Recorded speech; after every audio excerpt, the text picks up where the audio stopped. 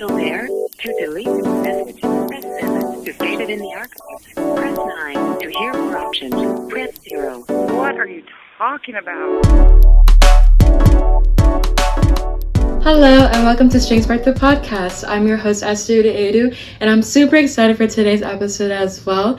We're interviewing Miss Dolbeare. She's a music educator from Reno, Nevada, and today we're interviewing her about her experiences teaching over there in Nevada, as well as any challenges she's overcome, what she's learned through her experience and profession. And I'm super excited to be here today interviewing her as well. So I hope you enjoy it. All right, looks like she's here. Welcome, Miss Dolbeare. How are you doing today? I'm doing well. I'm fighting a migraine, but it's not too bad. I'm grateful to be off work today. Yes, me too. I'm really glad you could come on today too, to interview and have a chance to ask you questions as well. All right, so the first question I have for you, is what inspired you to become a music educator, and how did you end up working in Nevada? Okay. So in 1985, and no, 1982, when I was a senior in high school, I had my voice professor and my choir teacher encouraged me to audition for the music school, and they prepared me for the audition, and I auditioned that spring, but I didn't want to be a music teacher. I hadn't, uh, I just it did not seem appealing at all to me. So I I started with just music in an outside field, not even knowing what my outside field would be. Maybe religion or something. I didn't know. And my fiance at the time said, "What are you going to do with that? Like, how are you going to work with that?" And I was like, "I don't know. I'm in the music school. That's all I cared about." And this is just for context, Indiana University. So now they call it something else. Somebody made a big donation. They call the School of Music. I forget. It's called something. Sorry, listeners. But I started and he said, "Why don't you just take Introduction to Music Education and see if you like it?" And I was like, "I don't want to do that." But I did. And boy, I was like, "What? Music education can be like this?" And I've never looked back. Like, it's year 37. I had excellent Wow. teachers at Indiana University. They were amazing. In fact, some of them are very famous people in the Kodai world and composition world and publishing world. And they were just amazing. And I started off elementary and did a brief stint in high school here in Nevada. And I taught first in Illinois for 2 years and then went back to Indiana. And I was there for 3 years, had my son, stayed home with him a couple of years, went back again, and then I stayed in that corporation for 20 years. So it was really fun because I saw the kids grow up and Oh, then that's get nice. married and then have kids. Oh And my then I would gosh. say, "I taught your dad, I taught your mom, aunt, uncles." It was really a small community, and I literally taught the entire corporation. Wow. It was so wonderful. It was beautiful. My husband and we got married. I adopted his son. We blended with my son and we came out to Nevada. So it's Nevada out here. Oh, Nevada? Nevada. I Oh, mean, okay. we can agree it should be Nevada, but people in Nevada are very fussy about that. I had to learn that myself, coming from the South and the East, because I would joke around and say Nevada and people would be ruthless. But we came out on vacation. We actually rode the train from Indianapolis to Reno and just loved the area. And 4 years later, I came here to teach high school. Now I'm back to teaching elementary again. That's another story. Wow, that's really, really cool. Oh my gosh. Yeah, I also recently started, I also never thought that I would like be interested in like music education as well when I started my organization. Because hmm I think, yeah, I found it like kind of intimidating when I wanted to start it. Like I hmm felt like I didn't know enough of my instrument to like teach it and like mentor somebody else in it. hmm And I thought it was supposed to be like very hard to like hmm articulate myself as well in teaching. But I hmm think like even as I started to do it just recently, for elementary school kids and kids in my church, um, hmm I think it really is rewarding and nice to see them like have fun with the instrument and also like learn and grow with it. Yeah. hmm Mm-hmm. It is wonderful. I as an elementary teacher, I basically just get them started. Yeah. I teach them how to read music from a Kodai perspective. And then we play keyboards, pitch percussion, non-pitch percussion. The fifth graders are finishing up a P-bone unit, a plastic trombone.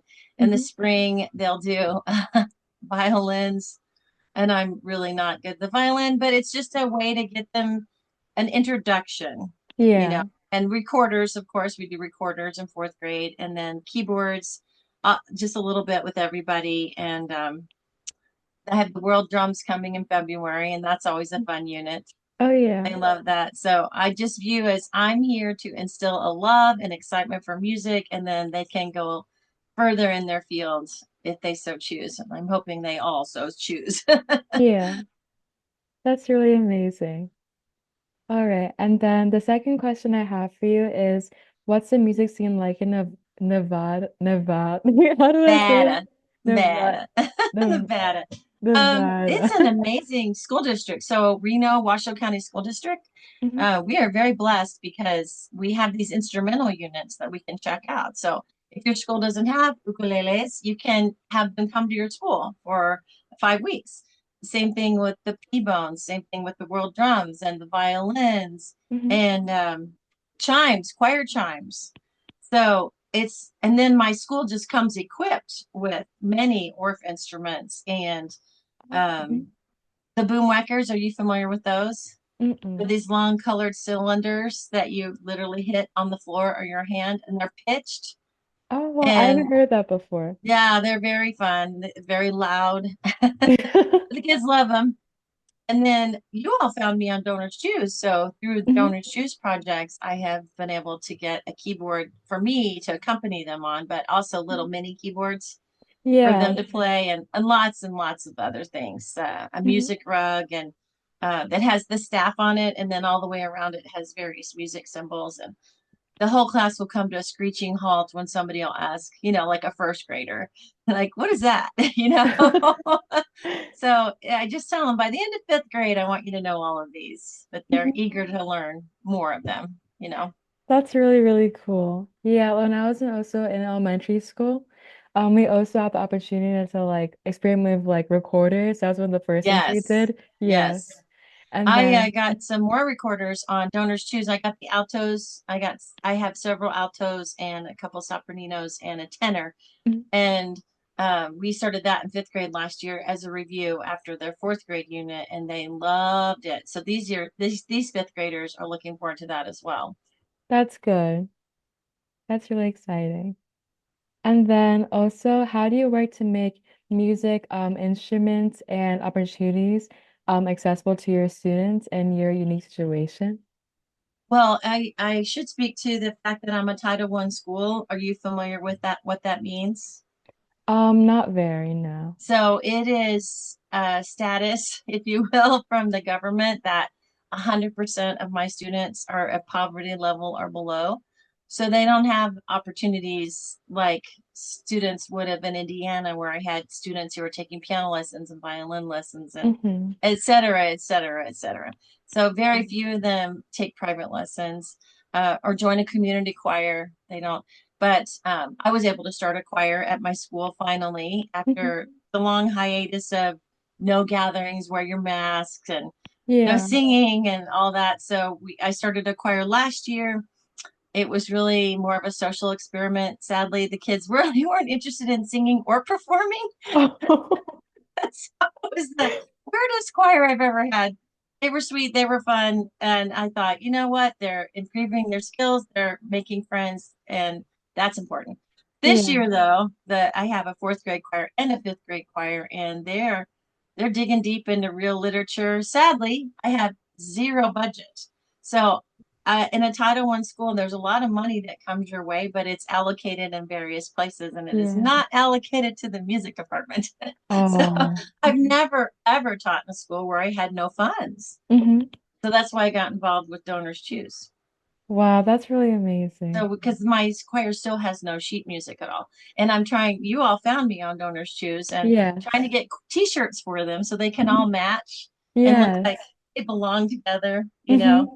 So that's a very unique situation. I haven't been in a school like that before. The Hmm. parents are they work so hard, many of them several jobs, just trying to keep a roof over their head. And housing is expensive and food is expensive. So they're kind of in survival mode Mm-hmm. for sure. Yeah, right now we're also trying to, yeah, support schools that don't have as much of a budget because yeah, I feel like even when like I think it's also happened with my school as well for the music department. I think we had some like allocation like funds some to our school, but my Hmm. teacher was telling us like none of it came to the music department and he had to yes, and he had to figure out how to get like instruments, replacing cellos and stuff like that Right. there wasn't any like allocations for that. Hmm. Yeah. Yeah. I'm very fortunate that the school came equipped with many things. Mm-hmm. And then I can check them out like a library book, and they go around and the kids are always Yeah. cute. They think I buy those things. They always, I'm like, no, it doesn't belong to me. we're we're just checking it out like a library book. But I often will show them how much the instruments cost. Hmm. So they have a feel for, oh, really, you got to be careful with that xylophone. I Yeah. just started letting the third graders, we're working on Bordoons, and I have the xylophones, the metallophones, and they're over $2,000 to Wow. replace. Hmm. And the kids are just like, what? I said, yeah, that's why we have to be careful, kids. Yeah. That's true. Like even like also I was teaching some kids violin and Hmm. yeah, they're kids, so like they'll like put it down roughly or they'll just like yeah. The tuners, and you're just like, Yes. Yeah. yes. That's a big thing. And how doing the ukuleles has really helped with that. When they do finally get to the violin, they're Mhm. familiar with most of the parts. It's very similar, very Yes. crossover, Hmm. So with the violin, we sometimes don't even get to bowing. It's just the plucking, Yeah. learning the names of each string and plucking and where to put your fingers and all that. But yeah, the violin is so much harder to tune than a ukulele that I'm like snarling, don't touch the tuners. Yeah. Mhm. All right. And then also, why would you say that music education is crucial, in every community and school? Like, why do you think it's important, and how do you think it also helps to shape kids as well? It's certainly a life skill. And we, Mhm. we want them to go on and sing in their church choir, or community choir, or play in the Yeah. community band, or be in the marching band or the orchestra. But we Mhm. want them just to have a lifelong love of music.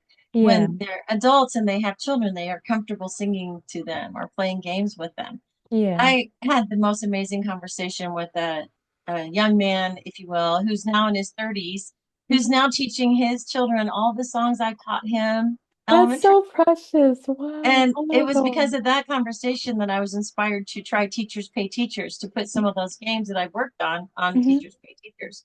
But Wow. let's see. Also, children, because of, we call it COVID kids, but they don't necessarily know how to sit in a circle and play a game, Hmm. play a card game. Like students will have meltdowns. Wow. They'll just cry, get up, go hide in the corner. So I spent a lot of time on social interactions, learning how to be kind. We're very much into the zones of regulation, which is a way to regulate your emotions, be familiar with your emotions, and understand your emotions. And emotions aren't bad, Hmm. but to find out how to regulate yourself so you can teach and learn, no matter Hmm. what emotion framework you're in, and how Hmm. to de-escalate some of those things. And that's one thing I've seen as a big benefit in teaching them how to literally do centers, sit in a circle, play a game, get out Yeah. the supplies, organize yourselves. I assign a leader. It's easier for me just to say today, I just assign the leaders. And it's really wonderful to see how they've improved in the last 2 years of being able to sustain a Mhm. game, and to hear them laughing and playing and learning is Mhm. just, it's so beautiful. So Yeah. that's a crossover skill in anything, because Mhm. we all know about group work where there's one person doing all the work and some people who are Yeah. just sitting there staring. And these are very participative games. Mhm. Everyone gets a turn, everyone has to participate. Yeah. So I find that is a really important skill. And going back to my choir last year, did they ever have a concert? No. but they learn warm-ups, breathing techniques, Hmm. songs from other cultures, and Yes. most of all, make friends, Hmm. you know? Yeah. That's really nice. Yeah. I also started like in my church when I taught like Sunday school. I still do Hmm. it too. Yeah, I also really noticed that yeah, kids like they need like guidance to like come together and sit down. Yeah. Hmm. And I didn't Hmm. realize that would like be something I would have to like learn to do when I started. Yeah. Things have changed a lot that they're so addicted to the media. Hmm. When I teach preschool, it's very hard for them to just focus on a game or a song that I am leading in front of Yeah. them, the Mhm. human being. Yeah. They stare at the screen waiting for the video. So I Hmm. spend the first few minutes just being me. I have these little finger puppets that were a big hit last week. Again, donor shoes. And my the preschool teacher told me later, yeah, that was good. Those were a hit. And but they really just want to dance with a song on a video and sit it with the Yeah. human being, the Yeah. professional music educator in front of them, Hmm. you know? So it's sad, very sad, but true. Yeah. Okay. And then I also wanted to ask you, we also started talking about it with, you said the finger puppets, but what Hmm. are some creative strategies you use to keep students engaged in music, even when they might feel initially like not connected to it even? Right. So I work hard at establishing a culture of trust, Hmm. and my discipline strategy, if you will, is a new one for me this year. I've tried many things over the years, but the one that our district recommended we had special training in is very positive and uplifting and recognizes many, many, many positive things happening rather than I would tend to focus on that one kid that's just sitting off to the side, not participating. Hmm. And I've noticed that the more we always say the more positive you are, the better things go, Hmm. right? But Yeah. it still sometimes just takes me by surprise how untrained children are with following directions and responding to an authority figure. I've noticed over the years that it's more about my relationship with them that has them a positive relationship that has them respond to me more than just because I'm the teacher in front of them at the Yeah. moment. So I really take the time to get to know them in the hallways, at recess, at the crosswalk, Hmm. try to know their families, special things about them, their new puppy's name, things Yeah. like that. Building that relationship is so important. Hmm. Yeah, I like that. Like whenever I'm gonna have like a lesson or something with a student, I always ask them like how their day was at school or like how their Hmm. week was. Yeah, so Yeah, then just yeah, so they don't feel it's like important. oh, Have you heard the phrase, children or students don't care how much you know until they know how much you care. yes, I've heard that. Yeah. It's true. It's Hmm. very true. Yeah. Absolutely. Hmm. Hmm. And as far as engaging students, I've noticed that the longer I have them, the easier it is because we have that trust level and they've already been playing games with me since they were 5. So they're Yeah. not surprised when I bring out a game, you Hmm. know. But I had 2 brand new 5th grade boys who hadn't been to music class, like hadn't ever been to music class. Oh, And they really? showed up on the first day of trombones. So we're all teaching them how to buzz on their mouthpiece and their eyes are just like, what's happening? you know, it's so cute, but I use a lot of humor. I like to joke around with the kids a lot, and I think that helps with their engagement level as well. And Yeah. responding to them, it's important. Like back in the day, it was kind of frowned upon to play popular music, and Hmm. now we try to incorporate popular music for, teaching form and pitch and rhythm and just instrumentation. And I ask them to give me their favorite pieces of music in a survey. Hmm. So they send me the link or the name of the music, the musicians or whatever, and then I try to incorporate it into the lessons. And that also increases their level of engagement. Yeah, that's good. Yeah, we also, yeah, my teacher also sent like a survey out to us as well for one of our past concerts. Because every year we have like a pops concert in our school. And he was like, Uh, yeah, so he was like, oh, like what songs or pieces do you guys want to play? And we picked, I think, one was a Michael Jackson song. Oh, yes, Yeah. yes. And a lot of I've people done really liked it. Yeah. we had that I did um we did Thriller back in Indiana. We We learned did the the same dance. song. Mhm. Yeah. And the kids, they dressed up like zombies and we went to the mall and did Mhm. I forgot the word for it. Sorry, migraine. Where you just show up in a crowd and you perform without anybody knowing you're going to do it. Oh, I forgot. flash mob. Thank you. It's so funny. And we couldn't hear the music. This little kid, because I said, "How are we going to hear the music?" Oh, I got you, Dolbeare. We got this Bluetooth speaker. I'm like, okay, we're all set. Well, it's Mhm. like this small. So that we were surrounded by well over 100 people Mhm. gathered all over the mall.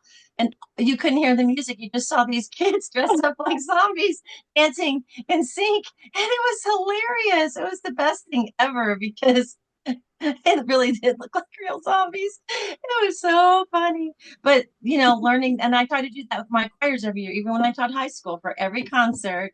Mhm. It took a while to come to agreement, Yeah. but we would choose a popular song that they really could enjoy. And so I'm going to do that with my choir now as Mhm. well for our concert that we're coming up. Have them zero in on one favorite song because I think that is Yeah. important. Yeah, that's really exciting. Okay. And then also, um, yes, music is a powerful tool for like building sense of belonging, like we said earlier.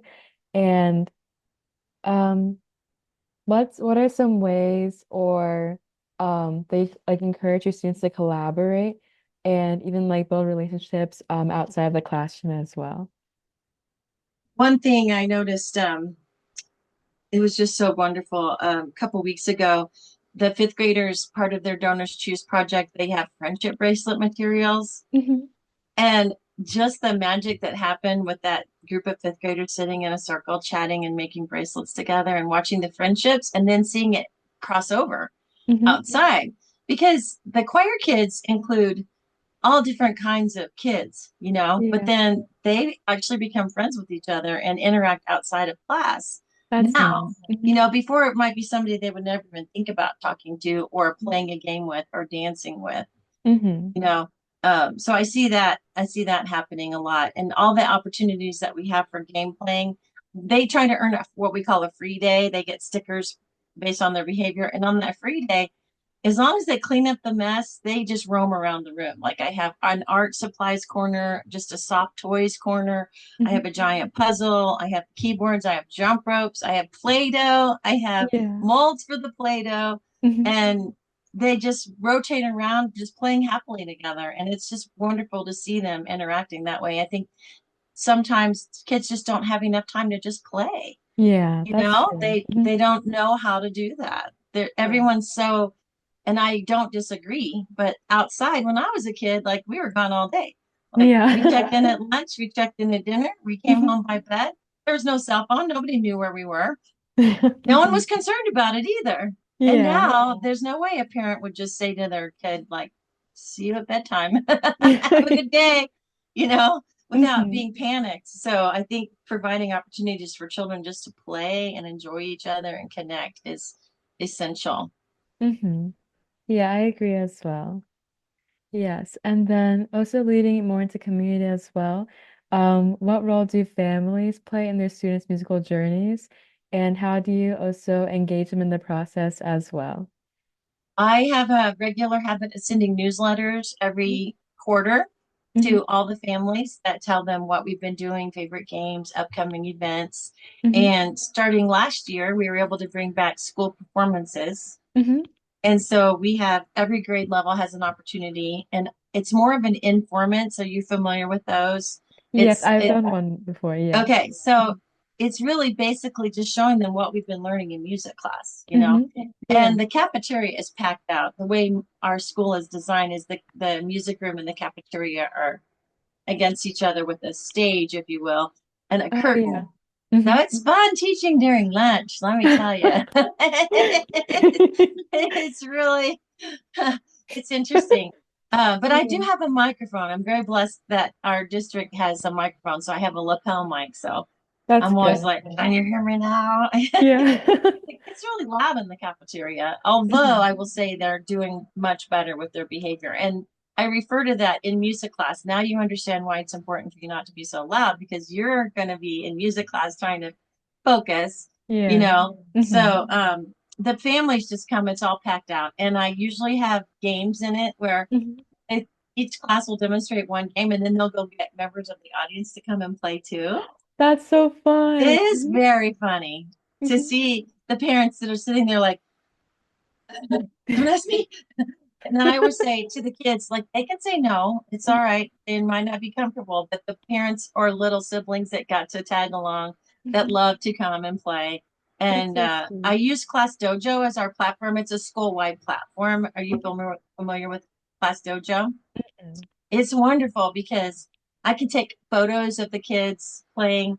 For instance, I taught them all the dreidel game and the dreidel song right before Uh-huh. the holidays. And so I sent videos and pictures, and I sent a video of the kids playing the trombones, just random, just making sounds. Mhm. Um, and then I can send the newsletters. And then it's also a great way to recognize students who are doing really well. I Yes. make sure to send a message. I wanted to let you know how wonderful Esther is in music class. She's doing such a great job. And I try to make sure every parent gets positive messages before I have to say, would you talk to your student about chewing gum in music class? Again, it is not acceptable. Yeah, I finally just had to say community service at lunch, which means stay back in the cafeteria and help clean up the cafeteria during recess Mhm. because they're relentless. They're always trying to sneak it in, and I'm quite brilliant at catching it. It's so obvious. You can't play a trombone if you're chewing gum. Yeah. How do you know? Yeah. Yeah, it's just impossible. Hmm. Yeah, I also, yeah, whenever like a student has something going on or like they're not really engaging in the class, I always try to leave it like something positive they're doing or that, Yes. yes, or that you're doing this well, we just need to work on this as well. So they respond better Hmm. to it as well. As a parent, I know I was told so many times, seven positives to one negative.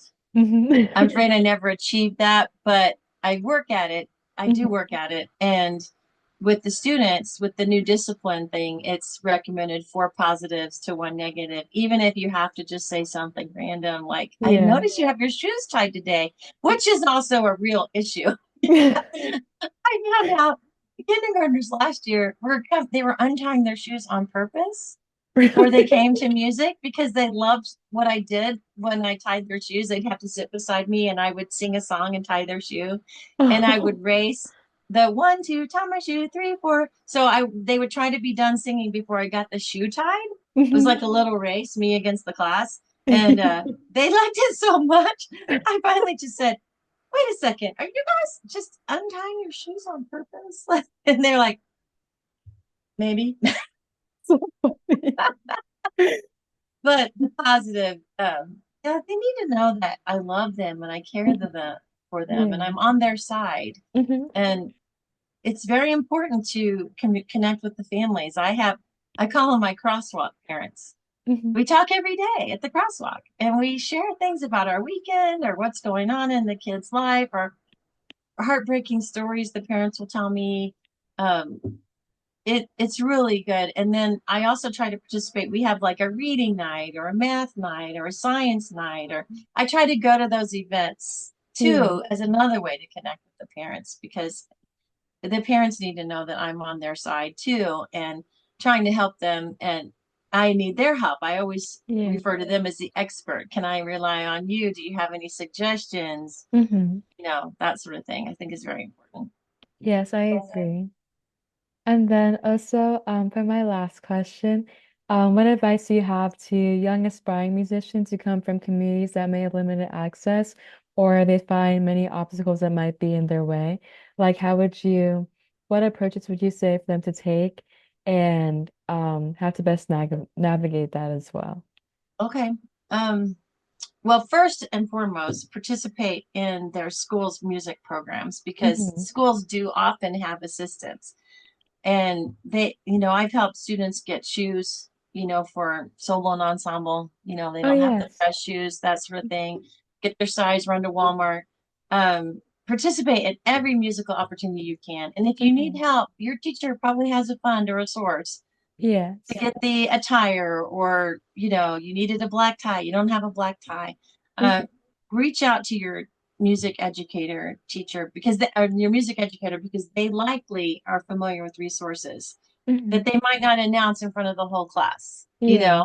Mhm. because sometimes they want to respect your privacy. But if you don't ask, I say this to kids all the time: I can't help you if you don't ask. Yeah. Mhm. What's going on? Like, if you don't tell me, I can't help you. So please, communicate with me. Mhm. So I would recommend that. And then most communities do have opportunities outside of the school, Mhm. seek those out. Yeah. Um, I'm trying to think. Yeah, I'm sorry. It's been a long time since I taught high school. I'm trying to think about my high school students. That I think the most important thing was for them to just communicate with me what they needed, and then I was able to get it for them. Because had Yeah. that student not said, "Well, I don't have any black dress shoes," I wouldn't have been able to provide the black dress shoes. And Yeah. I know that can be embarrassing, but um, the teachers are familiar with the circumstances of their students often, and Mhm. they're gratified and so delighted to be able to remove those obstacles. Yes. And then obviously there's entities such as yourself. Mhm. I went to your webpage and read about what you all do. You provide an amazing service for people. That is Thank you. that is terrific. And schools often have, like, I started up Tri-M Music Society at my school, and they're Mhm. supposed to do community service. They're supposed to Yeah. help out.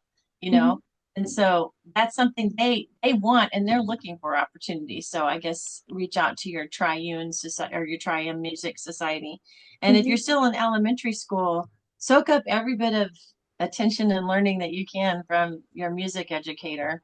And Mhm. sometimes we don't know what they want to learn until they tell us. You Yeah, know, that's true. Mhm. if they share things with us, and I can, the whole Play-Doh thing, that was just silly. I was like, oh, Donors Choose was offering Play-Doh, and I thought, I bet they'd like that. It has nothing to do with music, Mhm. right? Mhm. But I thought it's a brain break during the day. They've Yeah. earned this. It's taken them a month to 2 months to earn this break for 30 minutes. It's a 30-minute break. Yeah. They earned this right to just be able to chill and play. And Mhm. one fifth grade boy says, Mrs. Dolbeare, this would be more fun if we had molds. And I was like, see what I can do. And Mhm. Donors Choose, voila. You know, Mhm. so the really communicating your wants and needs is important. Yes. Yeah, I also am involved with the Trim at my school as well. We also have a chapter, and yeah, we try to go out and offer service to people in our community as well, as a way to also connect too. I've thought of one more thing too that you mentioned is Mhm. participating in a church music program. Oh yes. Mhm. There's youth programs, there's youth choirs, there's church choirs, there's some churches do mini musicals. One of my friends, they did a modified version of the Polar Express. Mhm. You know, um, I started joining the adult choir in middle school Mhm. because I love to sing, That's and cool. Mhm. because I was somebody who knew how to read music, I was one of the stronger singers because of my Yes. experiences, Yeah. and participating in a worship team. Mhm. Singing. We have a high school student that sings on our worship team occasionally. That's really cool. Yeah. Mhm. And there, some of the high school kids that already know how to play instruments would be welcomed probably to join their church choir or Mhm. be part of the worship team if it's a modern, contemporary kind of feeling. Or if Yeah. it, like they put together something really amazing for Christmas with Handel's Messiah or something. Yeah. But Mhm. offer the services to the church, the local churches too. Mhm. Yeah, that's really amazing. All right. Thank you so much, Miss Solber, for answering all these questions I had today. And it's really an honor to get to talk to a professional in music. I find it very inspiring what you do and how much you care for your students as well. And yes, thank you so much for coming on today. My pleasure. Thank you for the opportunity. All right, thank you guys so much for watching. I had an amazing conversation and just time today talking to Miss Dolbeare.